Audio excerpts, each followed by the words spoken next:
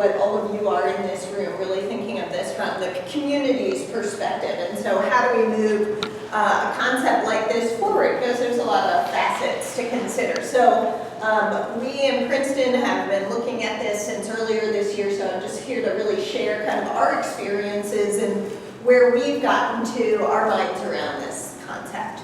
So first off, why do this? So really there's two very core aspects. One, it financially benefits the participant or the subscriber, so your community member. It can be big. Historically, there's 18 states right now that have community solar programs. The discounts that they're seeing can be anywhere from 5 to 15%. We'll talk about it in a minute. If you're a low to moderate income earner and your utility bill is a large percent of your disposable income, saving 15% is gigantic for you. Another reason to do it is because it supports more renewables. So I think the reason we're all sitting around this room, this is really the core reasons. So Mike touched on a lot of these points here. Community solar versus normal residential solar. It helps get past a lot of those challenges. I'm sure here in this community, just like in Princeton, we have so many trees. We love our trees. So we have a lot of homes that are not well sited for solar. So this gets rid of that. Your renters too. This allows them to participate in the renewable energy market. So that's very exciting. One core thing that has come up in our community discussions is what happens when my power goes out. Nothing different than what happens right now when your power goes out. Your utility is still the one maintaining your lines. You are still paying the utility for transmission of electricity to your house. You still have a contract with them, so nothing will change to that regard. You will not become last on the list to have your power put back on. And then again, we've been really excited about this in Princeton because this program, the BPU is really trying to have it benefit the low to moderate income earning portion of the community. So that's another great positive. So, I got all number ones. Everything's a priority today. So I don't know what happened there. So I just wanted to kind of structure what I was going to share with you through these 4 different areas. So once you're convinced that this is a really great idea, how do you think through what actually needs to happen? So there's a number of different roles. I'm going to talk through those. Educating your community. We have met endlessly with our council members, our affordable housing, so I'll touch on that. Discussing potential locations, whether it's going to happen here inside the community or outside your community. In Princeton, our land, probably similar to here, hugely expensive. We have a lot of really old rooftops, so we don't feel like we have a ton of potential sites inside the community. So we're looking at that. And then finally, how do you begin putting all the pieces together? Okay, so roles. I'm going to talk about the subscriber approach versus the ownership approach. It seems in what we've been studying about community solar projects in a number of other states, this subscriber version really seems to be kind of what the majority are going forward with.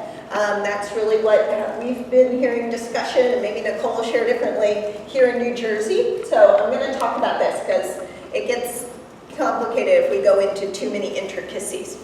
Okay, so a subscriber, and I'm going to show you a bill, we're going to use for the sake of argument, they're going to pay $100 a month into the community solar fund.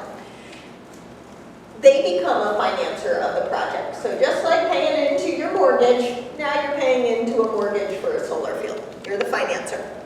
How much you can finance depends on your own footprint of your own home because it comes back to you as a discount on your bill.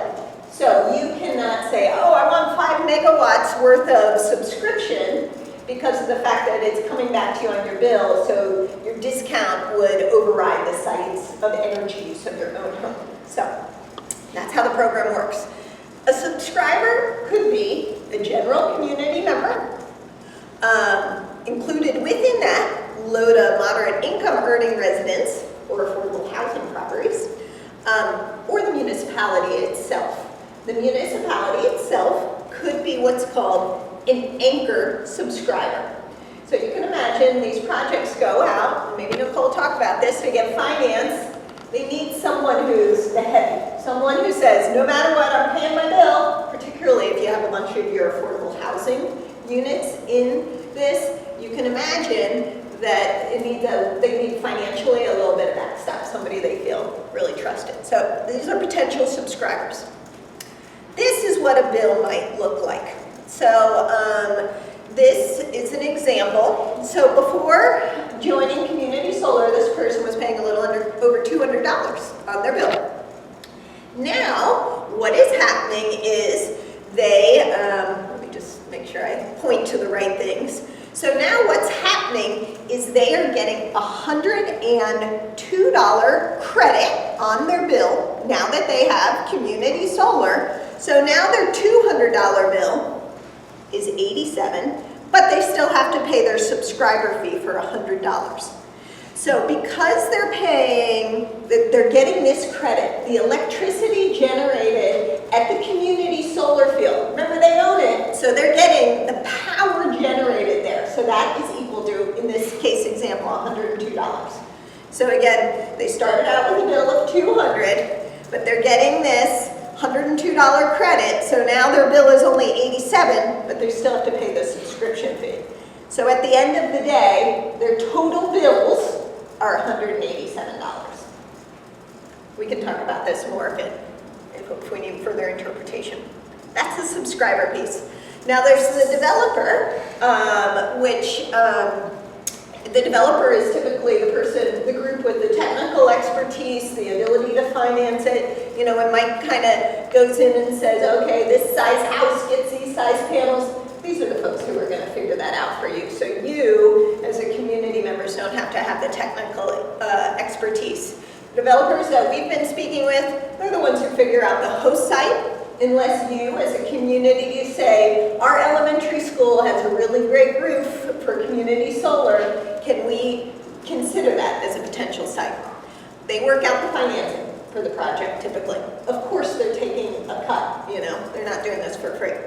And then they're the ones who establish the connection with the utility. That's not an insignificant hurdle. So they get the project up and running once a site and a group of people are committed to it. An outreach partner. So as an environmental commission, this might be the role that you fill. This is Sustainable Princeton, we're a nonprofit. This is the role we are filling. Talking to people, being a community ambassador for what is community solar. Understanding it enough that you can begin to educate others. In Princeton, the groups that we have been working to educate are our affordable housing providers, our community leadership, so the town council and mayor, and then little by little we're working as a community as a whole. We're not quite digging in super deeply on that just because we want them to kind of warm up a little. Okay, so here I just kind of beat myself to the punchline.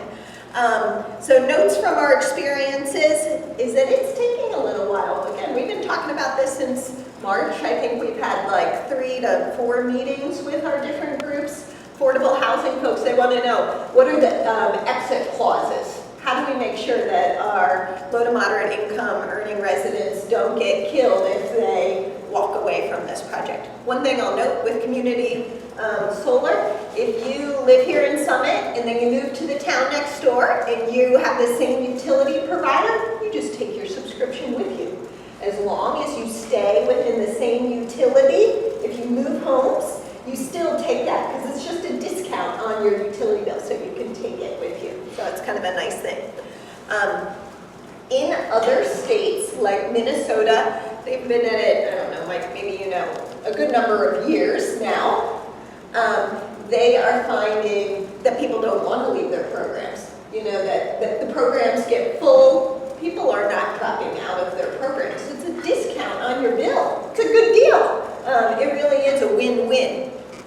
our affordable housing we definitely know that the community we're trying to reach through our affordable housing, that there's some real concern about trust. You know, these folks sometimes get taken advantage from. So how do we build the trust? How does this program get brought to them with the right voice, the right leadership, to make sure that they feel comfortable embracing the concept? So considering potential locations, as I mentioned, okay, so I think Nicole touched on it more, parking lots, rooftops are best, but those things come at a premium. So we in Princeton, we have a great shopping center with a huge parking lot. We'd love to put the solar on that. It's really costly, 25% premium at least, to mount above a parking lot because you have so much steel to lift up the arrays over the cars. So these are realistic considerations as a developer is trying to balance what's financially viable. Landfills, brownfields, or otherwise unusual town property. This picture here actually is Princeton's landfill. So we have already put a solar array there that powers our sewage treatment facility right now. Sadly, it can't be grandfathered into this program. But if you have a landfill, this is the place to put your solar array. Definitely. You get a lot of points through the BPU for doing it. It's land that's otherwise unusable, so that's really positive. BPU wants some proximity to the subscribers, so they note that as being a positive thing. There's other positive benefits. We talk a little bit about backup battery storage. Wouldn't it be really amazing if you could put this solar array on your affordable housing when these mega storms come, power goes out, because they have battery storage that they stay on? That would be really amazing. So we're looking at these different possibilities. So once you get to this point, how do you put these projects together? So we kind of came down to this point, okay, well, we could enlist an energy consultant because there's a lot of pieces here. In our town, even with the team we have, we don't know how to write the energy contract. We haven't gone through a request for proposal yet process with a developer. How should we do that? BPU has a list of a number of energy agents or consultants that they do. So that's one path. The other path is to consider just talking straight up with a developer.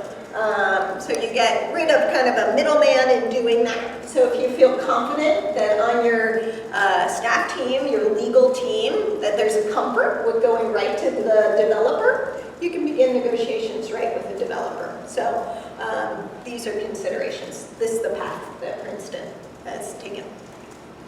So in Princeton, just talk a little bit more about our path. This is a graph of our income earning in the percent that people utilize to pay. So this is the smaller income. How much of your income gets utilized to pay your utility bill? That's, I think it's 20%. So what this is trying to tell you, if you're in the bottom third of an income earning, you spend almost 20% of your disposable income on your utility bills.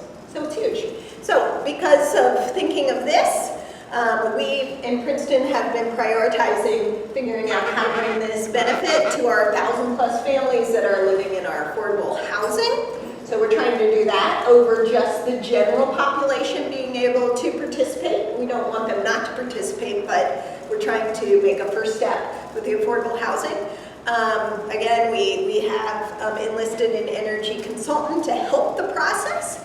And then, you know, I think our experience is that the path, it feels like it's not really clear quite yet. As Mike said, this is the very first year that this pilot is going on. There is a number of ways the BPU is trying to figure this out at the same time that all of us communities are trying to figure it out. So I think we're proceeding with caution.